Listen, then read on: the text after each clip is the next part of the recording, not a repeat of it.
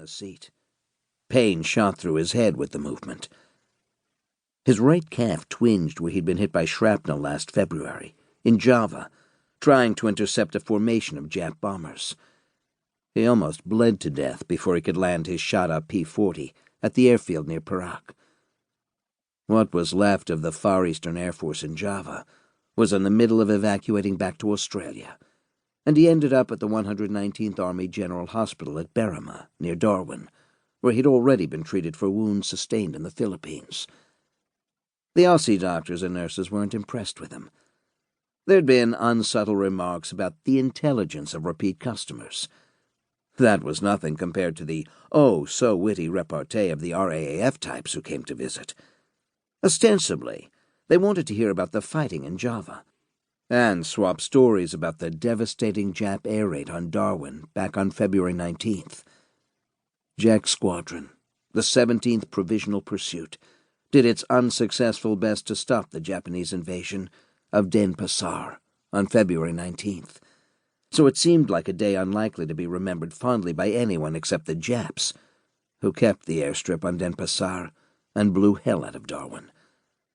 The conversation somehow seemed to return to Jack, a pursuit pilot in the U.S. Army Air Forces, being a guest of His Majesty's Royal Australian Air Force.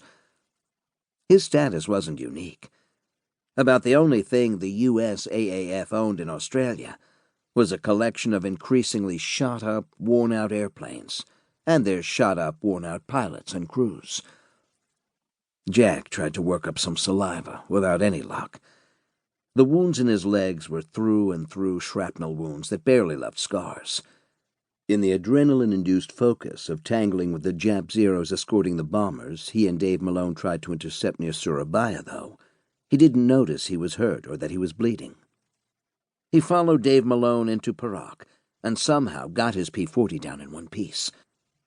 The Dutch doctors at Perak found enough blood donors to top him off and keep him alive.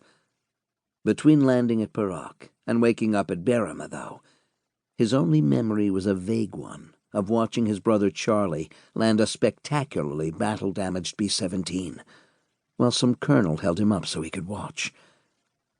He blinked and took another deep breath. That was the second time he'd been shot up by the Japs, and he was tired of it. The Australians provided expert medical care via the 119th Army General Hospital at Berrima. The doctors kept him for a couple of weeks to be sure he didn't have any complications relative to the wounds in his legs or to the blood transfusion. Then they released him to the 49th Pursuit Group, where Jack found Walt Koss and Alison Strauss and some of the other survivors of Java flying for Colonel Squeeze Wurtsmith. They were assigned to Darwin to intercept bombing raids the Japs were mounting from the island of Timor. Jack flew a half-dozen intercepts with the 49th, acting as a flight leader, and collected another 0. Then he came down with another tropical fever. Not dengue, not malaria, but something that knocked him down and out for a week, while the medics at Berrima fretted over him yet again. Then he got orders to return to the States for reassignment, flew one more mission with the 49th, and got on an RAAF Hudson bound for Brisbane and the first leg home. He cabled his fiancée, Irina Ardana, and his mother to give them the news. Then, when the RAAF dropped him off at the US AAF depot at Garbett Field in Townsville, his orders were changed. Captain Jack Davis was now headed to 7 Mile Drome near Port Moresby in Papua New Guinea, wherever the hell that might be, for temporary duty with the 8th Fighter Group.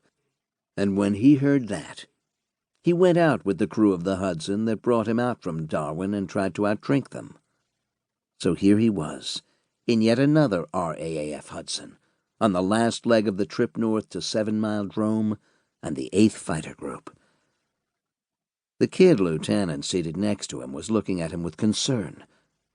Jack was pretty sure from the kid's look that he was pale and probably smelled like piss and stale beer.